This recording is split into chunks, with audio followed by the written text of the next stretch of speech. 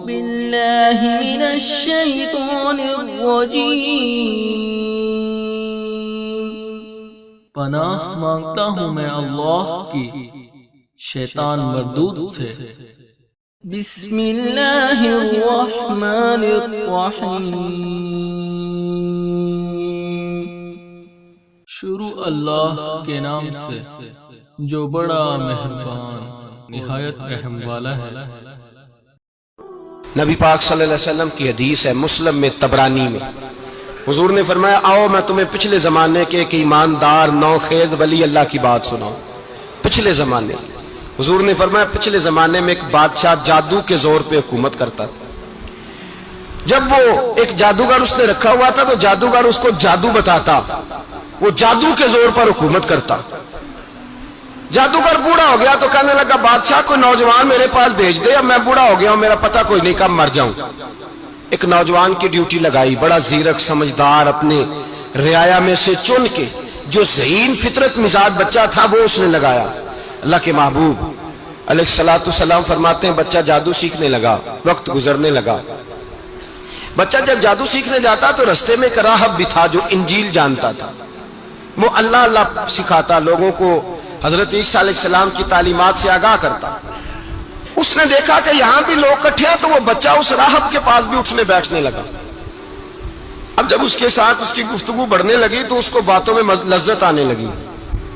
اس نے راہب نے پوچھا کہ تو کون ہے اور کس طرح سے آیا ہے، کیا تیرا معاملہ ہے؟ اس نے کہا جی میں جادو سیکھنے جاتا ہوں، آپ کی باتیں مجھے بڑی اچھی لگتی ہیں۔ اس نے کہا دین سیکھ، جادو سیکھنے والے کافر ہو جاتے ہیں، قرآن و حدیث سیکھنے والوں کو اللہ کامل ایمان عطا فرماتا ہے۔ فرمایا یہ سیکھ۔ بچہ بیٹھنے لگا، اس کے پاس آنے لگا، باتیں دل میں گھر کرنے لگی۔ ایک وقت آیا کہ مسلمان ہو گیا، اور مسلمان کیسے ہوا؟ بچہ کہتا ہے میں تجربہ کر کے ہوا۔ اب میں تھوڑا سا وقت جادوگر کے پاس بھی جاتا اور باقی سارا وقت وہاں بیٹھتا۔ میں ایک دن جا رہا تھا تو رستے میں اژدہا تھا، بہت بڑا سانپ تھا، رستہ روک کے کھڑا تھا۔ یہ حضور نے بیان کی حدیث، نبی پاک صلی اللہ علیہ وسلم فرماتے ہیں بچہ کہتا ہے کہ رستے کے اندر سانپ ہے، رستے بند ہے، لوگ چھتوں درختوں پہ چڑھے ہیں، راش ہے۔ کہتے چھوٹا سا روڑا میں نے اٹھایا تو میں نے کہا اللہ اگر جادوگر سچا ہے تو اسے مار دے۔ چھوٹا سا روڑا میں نے پھینکا، اژدہا کوئی نہ مرا۔ پھر چھوٹا روڑا اٹھایا، میں نے کہا اللہ اگر وہ عالم سچا ہے تو اسے مار دے۔ اب جب میں نے روڑا مارا تو اژدہا مر گیا۔ میرے اندر سے گواہی آئی نہیں دین کی باتیں سچی ہیں، نہیں قرآن کی باتیں اسلام سمجھانے کے لیے عرض کر رہا ہوں، اگرچہ اس دور میں انجیل تھی، اللہ رسول کی باتیں اچھی ہیں۔ کہتے میں مسلمان ہو گیا، اب میں نے راہب کے پاس ہی رہنا شروع کر دیا، جادوگر کے پاس چھوڑ دیا اس بچے نے آنا۔ بادشاہ پوچھتا کہاں زیادہ وقت گزارتے ہو تو وہ بات گول کر دیتا، وقت تیزی سے بڑھنے لگا۔ اللہ نے اس نوجوان میں طاقت پیدا کر دی، اب وہ اس کے اندر نا اللہ نے توانائی روحانیت پیدا کر دی، ابھی جوان ہے، 14-15 سال عمر ہے۔ اللہ نے اب جو بیمار بھی آتا وہ دعا کرتا تو اللہ صحت عطا کر دیتا، جو بھی آتا۔ بادشاہ کا ایک درباری تھا، بادشاہ کو پنکھا جلتا تھا، وہ اندھا ہو گیا، کوئی ایسی تکلیف آئی کہ نابینا ہو گیا، بڑے علاج کرائے شفا نہیں ہوئی۔ کسی نے اس بچے کا پتہ بتایا کانوں میں، اس کے پاس گیا تو بچہ کہنے لگا شفا تو ہو جائے گی پر کلمہ پڑھنا پڑے گا، مسلمان ہونا پڑے گا، جس پیغمبر کا میں غلام ہوں تجھے بھی بننا پڑے گا، دین پہ عمل کرنا پڑے گا، اللہ شفا دیتا ہے۔ اس نے کہا تو مجھے کلمہ پڑھا، مجھے شفا دے، میں تیار ہوں۔ اس نے کہا شفا تو اللہ دیتا ہے۔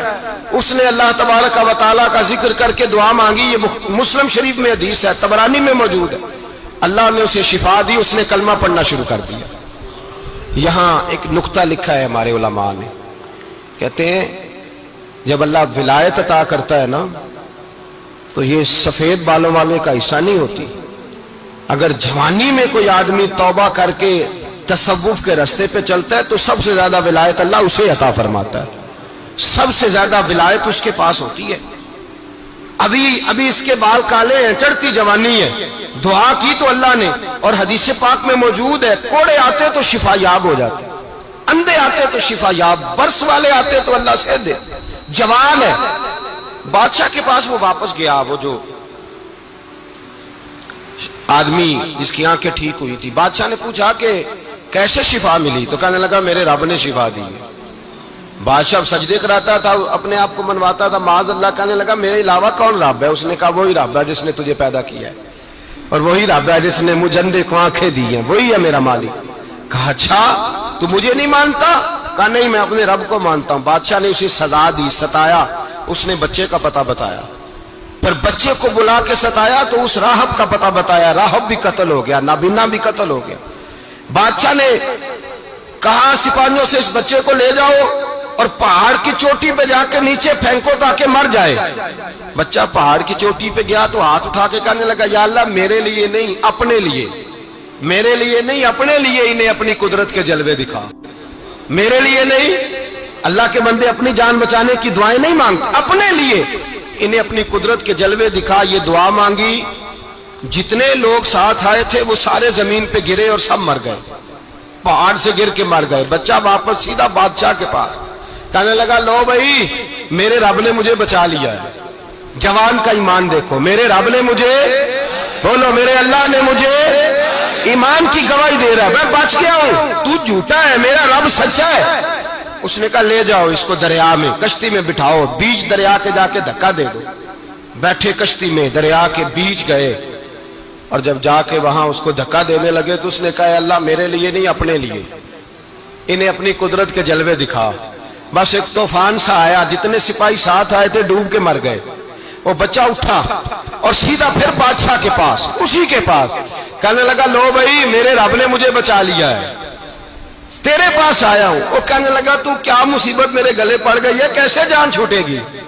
تو بچہ کہنے لگا اگر تو مجھے باندھے درخت کے ساتھ اور سارے ملک کو بلائے, لوگوں کو اکٹھا کرے, پھر تو مجھے تیر مارنا, میں تجھے بتاؤں گا کیسے مارنا ہے, میں مر جاؤں گا. اللہ کا بندہ نوجوان, ایمان دیکھو, مرنے کے طریقے بتا رہا ہے. میں تجھے بتاؤں گا میں کیسے مروں گا. یہ بات کہی, بادشاہ نے سارا مجمع جمع کیا, ملک سارا باہر آ گیا, درخت کے ساتھ باندھ دیا. کہنے لگا بھائی لوگوں یہ مجھے مارنا چاہتا تھا, مار نہیں سکا, اب میں اسے بتانے لگا ہوں کہ میں کیسے مروں گا. اسے کہو جب تیر مارے تو ساتھ میرے رب کا نام بھی لے, میں اپنے رب کے نام پہ جان دوں گا, ایمان کی پختگی میں اللہ کے نام پر جان دوں گا. اسے کہو رب کے نام پہ مارے, مر جاؤں گا.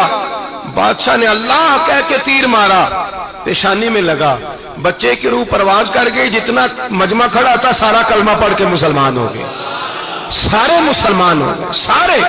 میرے رسول پاک سید عالم صلی اللہ علیہ وسلم نے نوجوانوں کو بتایا جب تمہارے اندر ایمان کی قوت آئے گی تو اللہ تمہاری مدد کرے گا. فرمایا وہ نوخیز ولی تھا, ابھی جوان رانا تھا, ابھی اس کی پیشانی پر جوانی کے آثار تھے, لیکن اس نے اللہ کو راضی کیا, رب کریم کو راضی. ولایت کا مطلب بڑھاپا نہیں, ولایت کا مطلب وہ نہیں کہ جب بڑا لمبا وقت گزر جائے تو پھر آدمی آئے کہ نہیں اب کیا کرنا ہے, اب مسجد ہی ہے, اب تو اس کے علاوہ گزارا ہی کوئی نہیں.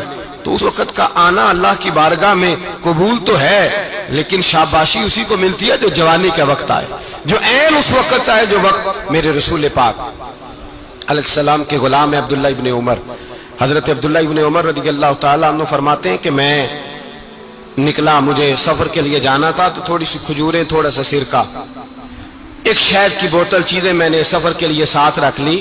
میں جب مدینے سے باہر صحرا میں نکلا نا تو رمضان نہیں تھا, غیر رمضان تھا. میں نے ایک نوجوان کو دیکھا بکریاں چرا رہا, بکریاں چرا رہا. اے جوان, آپ فرماتے ہیں اس کا چہرہ بڑا نورانیت والا, گرد پڑی ہوئی پر بڑا حسین. فرماتے ہیں میں نے اس کو کہا کہ آ جاؤ کھانا کھا لو, روزے بھی نہیں تھے. کہنے لگا نہیں میں نے روزہ رکھا ہوا ہے. فرماتے ہیں میں نے کہا پتہ کروں کہ نیرا نیک ہی ہے کہ پرہیزگار بھی ہے. نیک وہ ہوتا ہے جو نماز پڑھے روزہ رکھے, پرہیزگار وہ ہوتا ہے جو گناہ سے بچے, وہ پرہیزگار ہوتا ہے. کہا پتہ کروں پرہیزگار بھی ہے کہ نہیں. کہتے میں قریب گیا تو میں نے جا کے اس کو کہا بھائی تیری بکریاں بڑی پیاری ہیں, میرا دل کرتا ہے کہ بکری مجھے دے دو.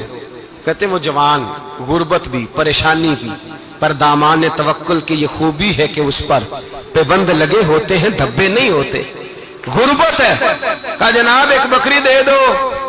آنے لگا جناب بکریاں میری نہیں, بکریوں کا مالک کوئی اور ہے. کہتے میں نے آزمانے کے لیے کہا کہ بکریوں کے مالک کو کہنا ایک بکری بھیڑیا لے گیا ہے, کہہ دینا بھیڑیا لے گیا ہے. تو کہتے اس نے میری طرف دیکھا, گرد سے اس کے بال لٹے ہوئے, آنکھوں میں روشنی, چہرے پہ اطمینان، لب و لہجے میں ایمان کی طاقت. نوجوان کہنے لگا حضور بکریوں کے مالک کو تو کہہ دوں گا بھیڑیا لے گیا ہے، جب عرش کا مالک پوچھے گا تو کیا جواب دوں گا؟ اللہ کو کیا جواب دوں گا؟ کہتے ہیں میں کانپنے لگا اس کی بات سن کے، واپس آیا، جو کام نکلا تھا وہ چھوڑا، واپس لوٹ آیا. میں نے پتا کیا کس کا غلام ہے، پتا چلا فلاں آدمی کا ہے. کہتے میں نے پہلے غلام خریدا، پھر پتا کیا تیرے پاس بکریاں کتنی ہیں؟ اس نے کہا 400. کہتے میں نے مالک سے ساری بکریاں خریدی، پھر غلام کو بلایا، پھر وہ بکریاں تحفے میں دی، تحفے میں. کہنے لگا حضور یہ سارا کچھ مجھے کیسے ملا؟ میں نے کہا تیرا ایمان بڑا پختہ تھا تو میرے رب نے تجھے انعام عطا فرمایا ہے.